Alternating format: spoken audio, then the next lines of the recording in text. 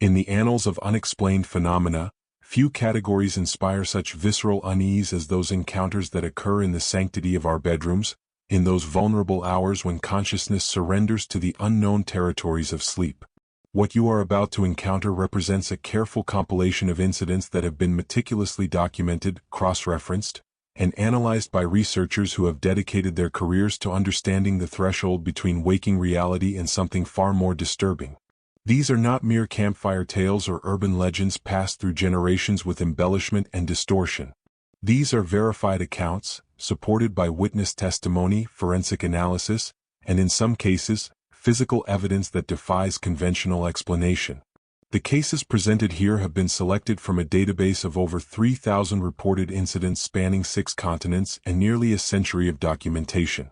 Each represents a distinct category of nocturnal encounter, and together they form a taxonomy of terror that suggests we understand far less about the nature of sleep, consciousness, and the spaces we inhabit during our most defenseless hours than we care to admit. The study of nocturnal phenomena occupies a peculiar position within both scientific and paranormal research communities. Unlike daytime encounters which can be dismissed as misidentifications or optical illusions caused by harsh sunlight and distance, events that occur in bedrooms carry with them an intimacy and vulnerability that makes fabrication less likely and trauma more profound. The bedroom represents the last bastion of personal security, the space where we are literally and figuratively most exposed. When that sanctuary is violated by forces we cannot explain, the psychological impact extends far beyond the immediate terror of the experience itself. Researchers have noted that subjects who experience paranormal bedroom encounters often exhibit symptoms consistent with post-traumatic stress disorder, including hypervigilance, sleep disturbances that persist for years, and an inability to feel safe in enclosed spaces. This psychological signature has become, in itself, a form of evidence that something genuinely traumatic has occurred, even in cases where physical proof remains elusive. The incidents documented here have been subjected to rigorous scrutiny by multiple independent investigators, and while explanations remain contentious, the experiences themselves are undeniable. The first case in our compilation originates from the industrial heartland of northern England in the winter of 1987, in a modest terrace house that had stood unremarkably for nearly a century. The subject, whom we shall refer to as Margaret T., was a 43-year-old primary school teacher with no history of mental illness, substance abuse, or prior interest in paranormal phenomena. Her testimony, recorded just 18 hours after the incident and subsequently corroborated through multiple interviews over a 15-year period, describes an experience that defies rational explanation yet contains details that align disturbingly with dozens of similar reports from unconnected witnesses across different time periods and geographical locations. On the night of February 14th, Margaret retired to bed at approximately 10:30 following an unremarkable evening. She recalls reading for perhaps 20 minutes before extinguishing the bedside lamp and settling into sleep. What happened next, according to her testimony, began with a sensation she describes as weight, not the weight of a physical object pressing down upon her body, but rather a weight in the air itself, as though the atmospheric pressure in the room had suddenly and dramatically increased. This was accompanied by what she characterizes as a frequency, a sound that was not heard with the ears but rather felt as a vibration in the chest cavity and behind the eyes. Margaret reports that she attempted to open her eyes but found this simple action impossibly difficult, as though her eyelids had been weighted with stones. When she finally succeeded in forcing them open, what she observed has been described by subsequent analysts as a textbook example of what has come to be known as a Category 3 nocturnal manifestation. Standing at the foot of her bed, illuminated by no apparent light source yet somehow visible in the darkness of the room, was what Margaret initially perceived as a human figure. However, as her eyes adjusted and the paralysis that had gripped her body began to marginally recede, the true nature of what she was observing became horrifyingly clear. The figure possessed a humanoid form but lacked any defining characteristics that would identify it as a specific individual. Where a face should have been, there existed only a smooth, featureless surface that seemed to absorb rather than reflect what little ambient light penetrated the room. The entity, for lack of a more precise term, appeared to be observing her with an intentionality that transcended the need for visible eyes. Margaret describes an overwhelming sense of being studied, examined, assessed by an intelligence that was both ancient and utterly alien to human experience. The paralysis that gripped her body prevented any movement beyond the most minimal eye movements, and she reports that the terror she experienced was magnified exponentially by this complete helplessness. The encounter, by her estimation, lasted between 4 and 7 minutes, though she acknowledges that her perception of time may have been significantly distorted. The entity remained motionless throughout, neither advancing toward her nor retreating, simply maintaining its position at the foot of the bed in what can only be described as a state of observation. Then, without warning or transition, it was gone. Not fading gradually, not walking away, but simply absent, as though it had never been present at all. The paralysis released instantaneously, and Margaret found herself capable of movement once again. Her first action, she reports, was to turn on every light in the house and to telephone her sister, despite the hour being nearly 3 in the morning. The investigation that followed this incident revealed several details that elevated beyond simple nightmare or sleep paralysis. Physical evidence discovered in Margaret's bedroom included a series of indentations in the carpet at the foot of her bed, consistent with the weight distribution of a standing humanoid figure but displaying pressure characteristics that exceeded what would be expected from a person of average build. Thermal imaging conducted 48 hours after the incident revealed cold spots in the precise location where Margaret reported seeing the entity, with temperature differentials of up to 12 degrees Celsius compared to the surrounding floor space. Most intriguingly, dust sample analysis revealed trace elements of an unknown compound with a molecular structure that could not be matched to any known organic or synthetic material in the forensic database. These findings were documented by Dr. Harold Pemberton of the Institute for Parapsychological Research, whose report notes that while alternative explanations cannot be entirely dismissed, the convergence of testimonial and physical evidence presents a compelling case for genuine anomalous activity. Margaret herself has never returned to that bedroom, having moved to a different residence within 3 weeks of the incident. In interviews conducted more than a decade later, she maintains every detail of her original testimony without embellishment or contradiction, a consistency that investigators note is unusual in cases involving extreme psychological stress or fabrication. The second case brings us across the Atlantic to the American Midwest, specifically to a farmhouse in rural Iowa that had been in the possession of the same family for 4 generations. The witness, Robert K., was a 36-year-old agricultural equipment technician who had lived in the house since childhood and had never experienced anything he would characterize as paranormal until the autumn of 1993. The incident occurred on a Tuesday evening in late October, a date that Robert remembers with absolute precision because it was the night before his daughter's 7th birthday. He had retired to bed at his customary time of 11 o'clock, his wife already asleep beside him, and reports falling into sleep easily and without anxiety. The event that awakened him remains unclear, no sound or physical disturbance that he can identify, but rather a sudden and complete transition from deep sleep to full wakefulness that he describes as profoundly unnatural. Upon opening his eyes, Robert found himself staring at the ceiling of his bedroom, but the ceiling itself had undergone a transformation that defied physical law. Rather than the familiar white painted plaster, what he now observed was a swirling liquid surface that seemed to exist in a state of constant motion, like oil on water but inverted, flowing in patterns that suggested depth and dimension impossible within the confines of his bedroom's 8-foot ceiling height. Colors that he struggles to describe using conventional terminology moved through this impossible surface, and he reports feeling an overwhelming urge to reach upward and touch it, an urge he resisted through what he characterizes as pure instinct. As Robert continued to observe this phenomenon, unable to look away despite his growing terror, he became aware that the swirling patterns were beginning to coalesce into recognizable shapes. Faces, he describes, but faces that belonged to no one he had ever known, faces that seemed to emerge from the liquid ceiling only to dissolve back into the churning surface moments later. Some appeared to be screaming, others laughing, still others exhibiting expressions that combined multiple emotional states in ways that human physiology should not permit. The sounds that accompanied these visions remain one of the most disturbing aspects of Robert's testimony. He describes a chorus of voices, some whispering, others shouting, layered upon one another in such density that individual words became indistinguishable, creating instead a wall of human vocalization that seemed to come from every direction simultaneously and yet from no identifiable source. Throughout this experience, which he estimates lasted approximately 15 minutes, Robert found himself unable to move or to wake his sleeping wife beside him. He reports attempting to scream, to shake her, to do anything that might break the paralysis, but his body refused to respond to his commands. The experience terminated as abruptly as it had begun, with the ceiling suddenly returning to its normal appearance without transition, and the voices ceasing instantly as though someone had severed an audio connection.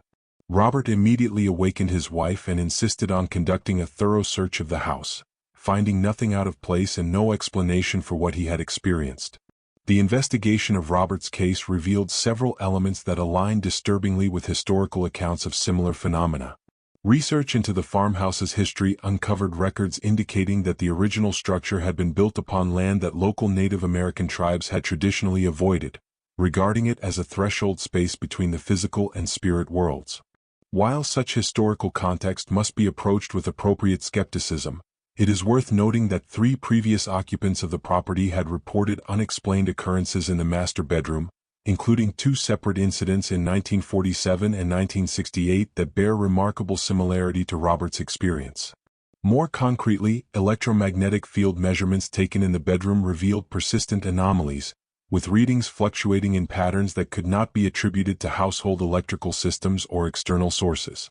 Audio recording equipment installed following the incident captured what analysts describe as low-frequency vocalizations occurring at irregular intervals, sounds that exist below the threshold of normal human hearing but which, when digitally enhanced, reveal structures consistent with human speech patterns.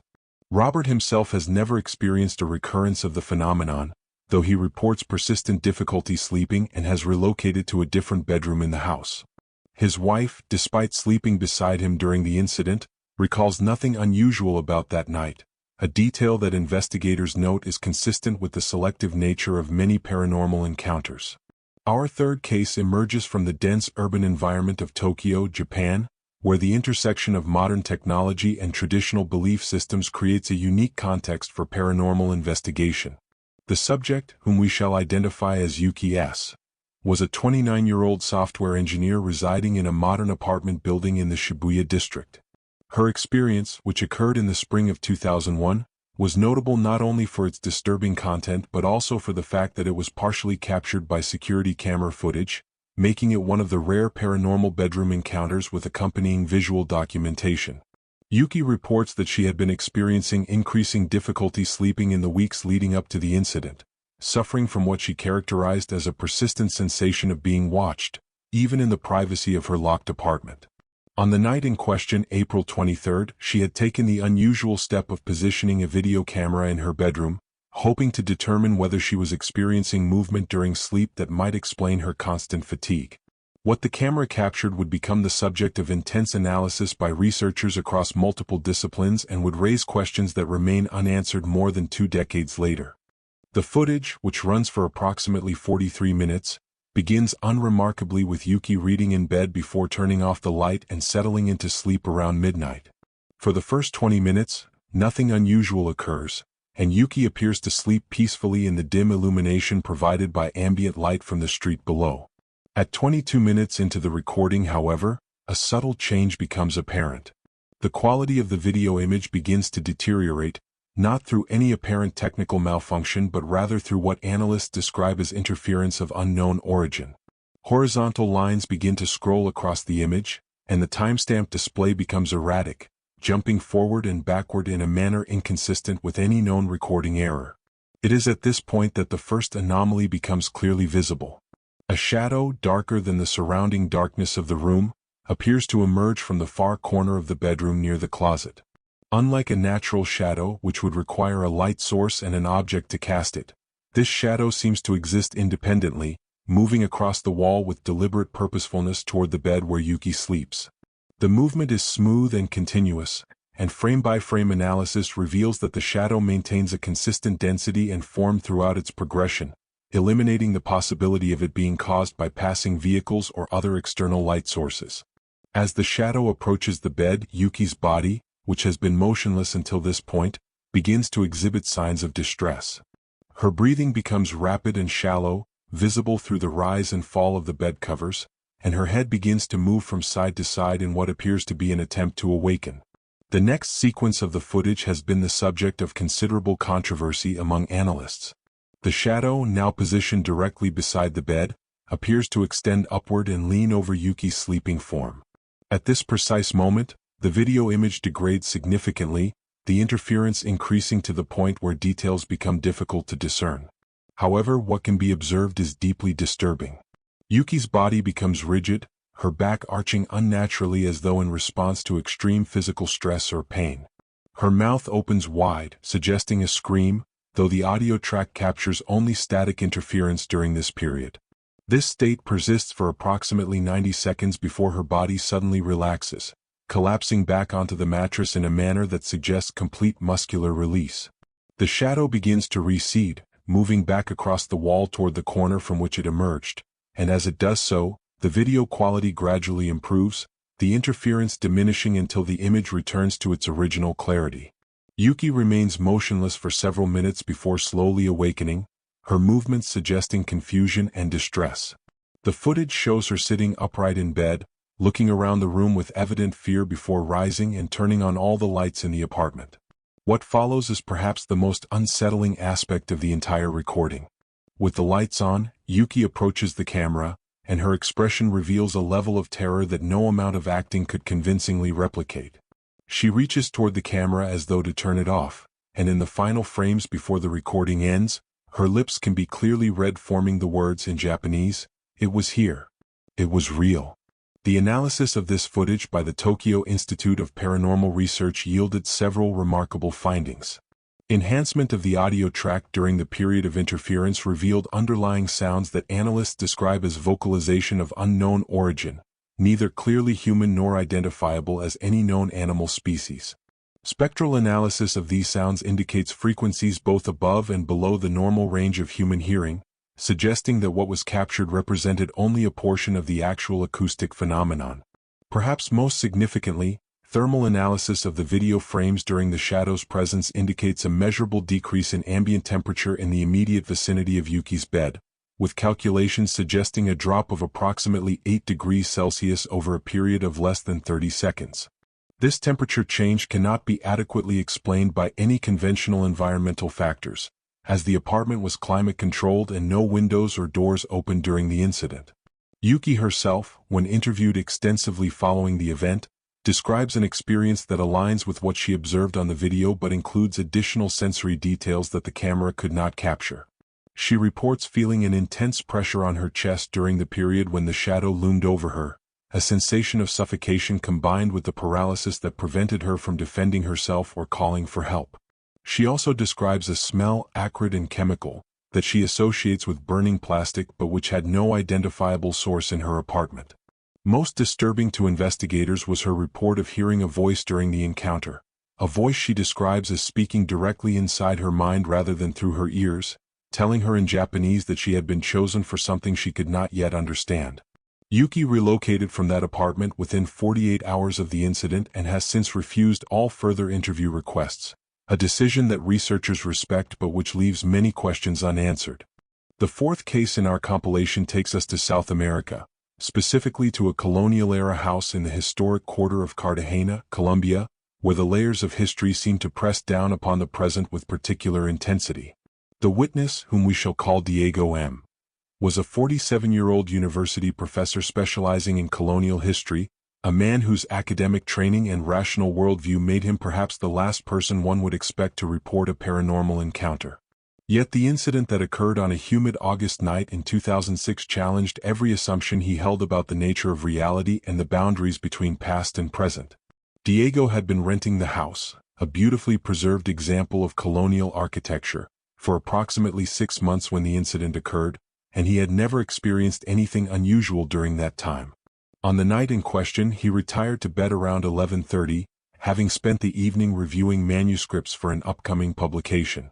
Sleep came easily, and by his recollection, he had been unconscious for perhaps 2 hours when he was awakened by what he describes as the sensation of fabric brushing across his face, light and delicate, like the touch of thin cotton or linen. Opening his eyes, Diego found himself in his bedroom, but the room had been transformed in ways both subtle and profound. The electric lights, which he distinctly remembered turning off before sleep, were not illuminated, yet the room was not in darkness. Instead, a warm, flickering glow illuminated the space, and when Diego turned his head toward the source, he discovered that this light came from candles, dozens of candles positioned throughout the room in holders and sconces that he knew with absolute certainty had not been there when he went to sleep. The walls, which in his waking life were painted a simple white, now appeared to be covered in elaborate tapestries depicting religious scenes, and the furniture in the room had changed completely, replaced by heavy, dark wooden pieces that belonged to a century long past. But it was the figure at the foot of his bed that commanded Diego's attention and filled him with a terror so profound that he reports being unable to draw breath for what felt like an eternity. A woman stood there, dressed in the elaborate clothing of colonial Spanish aristocracy, her face pale and beautiful but marked by an expression of such profound sorrow that Diego found himself unable to look away. She was not, he emphasizes, translucent or ethereal in the manner of traditional ghost stories. She appeared completely solid, completely real, as though she had every right to be standing in that room because, in some sense that transcended normal understanding, it was her room, had always been her room, and Diego was the intruder in a space that belonged to her time rather than his. The woman, whom Diego would later identify through historical research as likely being Dona Isabella de Mendoza, the wife of a Spanish colonial administrator who had died in that very house in 1743, did not speak, did not move, simply stood watching him with eyes that seemed to contain centuries of accumulated grief. Diego reports that he attempted to speak, to ask who she was or what she wanted, but found himself unable to produce sound, his voice trapped in his throat by a paralysis that seemed to affect only his ability to vocalize while leaving him otherwise capable of movement. The standoff, if it can be called that, continued for what Diego estimates as 3 to 5 minutes, though he acknowledges that his perception of time had become highly unreliable. Then, slowly, deliberately, the woman raised one hand and pointed toward the far wall of the bedroom, a wall that in Diego's time contained a simple wardrobe but which in this transformed version of the room displayed a large painting in an ornate gilt frame. Diego found his gaze drawn to the painting, and what he saw there would provide the key to understanding the historical tragedy that seemed to be replaying itself in his presence. The painting depicted a family scene, a man, a woman whom Diego recognized as the figure standing at the foot of his bed, and a young child, perhaps 3 or 4 years old. But the child's portion of the painting had been violently defaced, scratched and torn as though attacked with some sharp implement in a frenzy of grief or rage. When Diego returned his attention to the woman, he found that she had moved closer to the bed, and tears were now streaming down her face in a manner so realistic, so utterly human, that he found himself momentarily forgetting his terror in the face of such profound emotional pain. She opened her mouth as if to speak, and though no sound emerged that Diego could hear, he reports understanding with perfect clarity what she was trying to communicate. The child in the painting had died in this room, died in circumstances that filled the mother with a guilt and anguish so overwhelming that it had somehow imprinted itself upon the physical space, creating a loop of suffering that repeated across centuries whenever conditions aligned in some way that Diego could not comprehend. And then, as abruptly as the vision had begun, it ended. The candles vanished, the tapestries disappeared, the colonial furniture reverted to Diego's modern belongings, and the woman was gone, leaving only the faint scent of wax and something else, something organic and slightly sweet that Diego would later identify as possibly being the smell of the herbal preparations used in colonial-era burial rites. Diego did not return to sleep that night. He spent the remaining hours before dawn researching the history of the house, and what he discovered through archival records confirmed his worst suspicions. Dona Isabella de Mendoza's 3-year-old daughter had indeed died in that room, succumbing to yellow fever in the summer of 1743.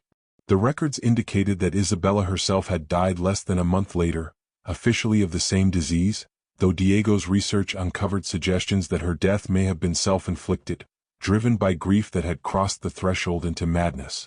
The investigation of Diego's case represents one of the most thoroughly documented instances of what researchers classify as a temporal overlay experience, an event in which past and present seem to exist simultaneously, allowing a witness to observe or interact with events from a different historical period. The house in Cartagena has a documented history of similar reports, with at least 7 previous occupants describing encounters with a sad woman in colonial dress, though none provided the level of historical detail that Diego's testimony included. Subsequent research in the house revealed several interesting physical anomalies. Ground-penetrating radar scans of the bedroom floor identified what appeared to be a void space beneath the modern foundation, and when this was carefully excavated with appropriate archaeological oversight, it revealed a small burial space containing the remains of an infant wrapped in cloth consistent with 18th-century material. DNA analysis of the remains, compared with samples taken from living descendants of the Mendoza family, confirmed with reasonable probability that these were indeed the remains of Isabella's daughter. The discovery raised profound questions about Diego's experience. Had he somehow accessed genuine historical information through paranormal means? Or had his subconscious mind synthesized available historical clues into a coherent narrative that manifested as a hallucination? The fact that he correctly identified details about the child's burial that were not part of any historical record he had access to suggests, at minimum, that something extraordinary occurred that night. Diego himself, now retired from active teaching, maintains that the experience was genuine and transformative, forcing him to acknowledge that history is not simply a record of past events but something more alive, more present, than academic training had prepared him to accept. Our fifth case brings us to the far reaches of the Australian outback, where vast distances and isolation create an environment in which the line between natural and supernatural becomes particularly thin. The witness, whom we shall call Sarah T., was a 32-year-old geological survey technician working on a remote mining assessment project approximately 400 kilometers from the nearest significant settlement. She was staying in a temporary camp consisting of several trailers and prefabricated structures, accommodations that were basic but adequate for the 6-week duration of the survey work. Sarah had been at the camp for approximately 3 weeks when the incident occurred, and she reports that she had already been experiencing vague unease during her time there, a feeling she attributed to the isolation and the unnerving emptiness of the surrounding landscape. On the night in question, October 7, 2009, Sarah had retired to her sleeping quarters, a small trailer equipped with a narrow bed, minimal storage, and a single window that looked out onto the vast expanse of red earth and scrub that stretched to the horizon in every direction. She had been asleep for what she estimates was 2 or 3 hours when she was awakened by a sound that she describes as both familiar and profoundly wrong, a sound that her brain initially identified as someone walking on the gravel outside her trailer but which carried with it qualities that made it unlike any footsteps she had ever heard. The rhythm was wrong, Sarah explains, too fast and too regular, like a machine mimicking human gait but getting the timing slightly off. She lay in her bed, listening to these impossible footsteps as they circled her trailer, moving from the front to the side to the rear and then around to the front again, maintaining their inhuman rhythm with perfect consistency. After what she estimates as the 3rd or 4th complete circuit, the footsteps stopped, and Sarah found herself hoping desperately that whatever was making that sound had moved away, had lost interest, had decided to pursue whatever incomprehensible purpose it might have elsewhere in the vast emptiness of the outback. But the silence that followed was worse than the sound had been, because it was filled with anticipation, with the certainty that something was about to happen, that the absence of sound was simply the inhalation before the scream. When the scratching began, starting at the window beside her bed, Sarah reports that her entire body went rigid with a terror so profound that she could not have moved even if her rational mind had commanded it. The sound was methodical, deliberate, something hard and sharp being dragged across the glass in long, slow strokes that set her teeth on edge and sent waves of primal fear coursing through her nervous system. She did not want to look at the window. Every instinct she possessed screamed at her to keep her eyes closed, to pretend to be asleep, to do nothing that might attract the attention of whatever was on the other side of that thin pane of glass. But human curiosity, that terrible gift that has driven our species to explore every corner of our world regardless of the dangers, proved stronger than fear. Sarah opened her eyes and turned her head toward the window, and what she saw in the moonlight that illuminated the outback with its cold, silver glow would haunt her for the rest of her life. A face was pressed against the glass, but it was not a human face despite possessing human features. The proportions were wrong in ways that Sarah struggles to articulate, the eyes too large and too far apart, the mouth too wide and filled with teeth that seemed too numerous and too sharp to belong to any primate species. But it was the expression on this face that truly horrified her, because it was an expression of hunger combined with intelligence, the look of a predator that was not simply acting on instinct but was thinking, planning, enjoying the fear it was creating in its prey. The entity, and Sarah has no doubt that whatever she observed was a distinct entity rather than a hallucination or natural animal, maintained its position at the window for approximately 30 seconds, long enough for Sarah to observe details that she would later relay to investigators with remarkable consistency and precision. The skin, if it could be called skin, appeared to have a texture more like weathered leather, and in the moonlight it possessed a grayish-brown coloration that suggested something that had spent considerable time underground or in deep shadow. The hands, which were pressed against the window frame, had fingers that were too long and that terminated in what appeared to be dark, curved nails or claws. And most disturbing of all, when the creature finally moved away from the window, Sarah reports hearing it laugh, a sound that combined human vocalization with something else, something that suggested mockery and malevolence in equal measure.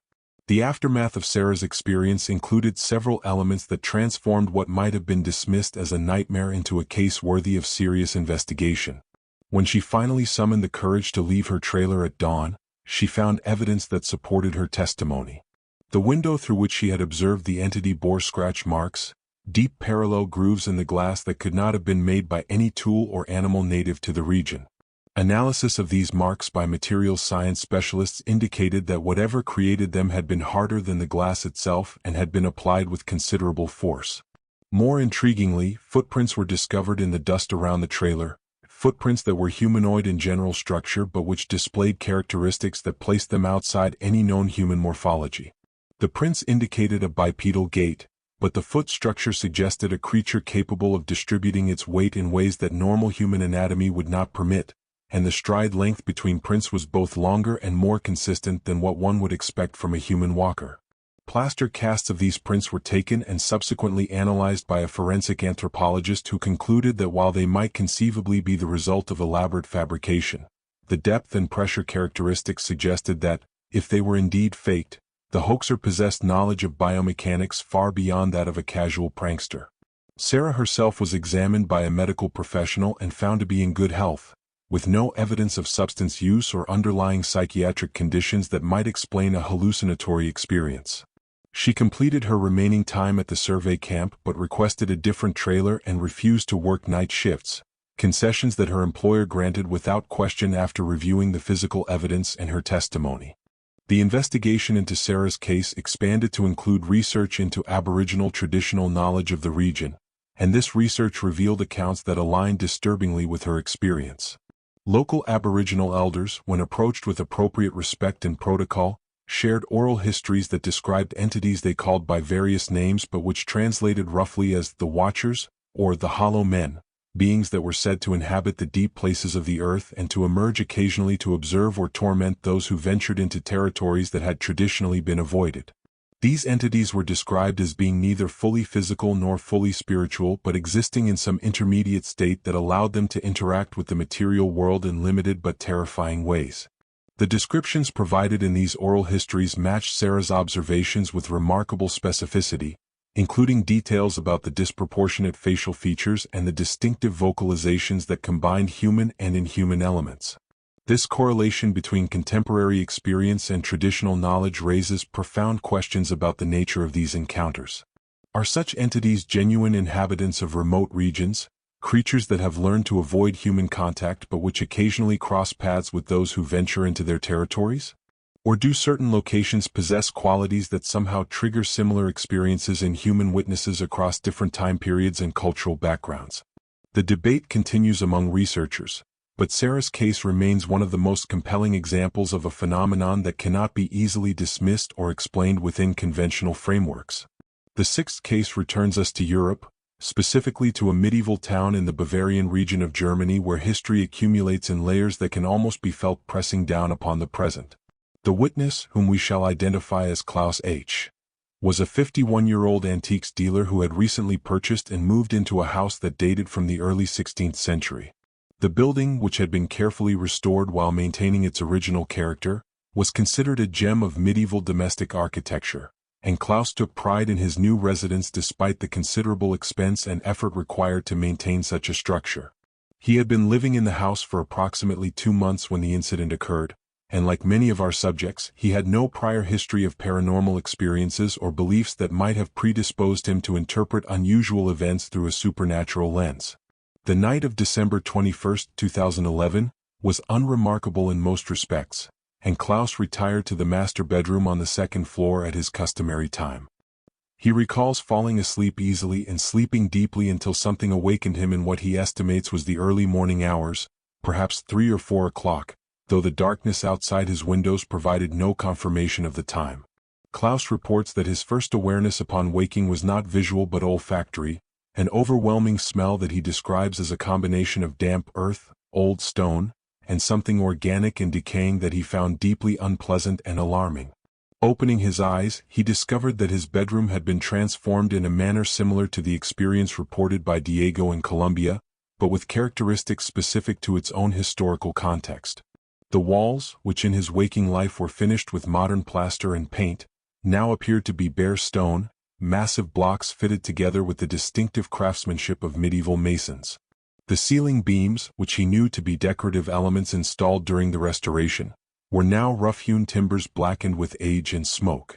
The window, a modern double-glazed unit that provided excellent insulation, had reverted to what appeared to be its original form, a simple opening with wooden shutters and no glass. But it was the bed itself that provided the greatest shock and the source of the horror that would define Klaus's experience. He was not alone in the bed. Lying beside him, close enough that he could feel the coldness radiating from the figure, was what appeared to be a corpse, a body in an advanced state of decomposition but somehow arranged as though peacefully sleeping, hands folded across the chest in the manner of traditional burial preparation. The rational part of Klaus's mind, the part shaped by decades of dealing in tangible objects and documented histories, insisted that this could not be real, that he must be experiencing some form of sleep paralysis or hallucination. But the evidence of his senses was overwhelming. He could see the corpse with perfect clarity, could smell the odor of decay emanating from it, could feel the depression in the mattress where its weight rested. He reports that he lay frozen, unable to move or cry out, as his mind processed the impossibility before him and simultaneously attempted to formulate some course of action that might extricate him from this nightmare. It was while he lay in this state of paralyzed terror that the corpse moved. Not dramatically, not sitting upright in the manner of cheap horror films, but subtly, inevitably, its head turning slowly on the pillow until its empty eye sockets were directed toward Klaus's face. The jaw, no longer restrained by muscle or ligament, dropped open, and from that cavity emerged not a sound but rather a smell so overpowering and so nauseating that Klaus reports feeling waves of physical illness threatening to overwhelm him. And then it spoke.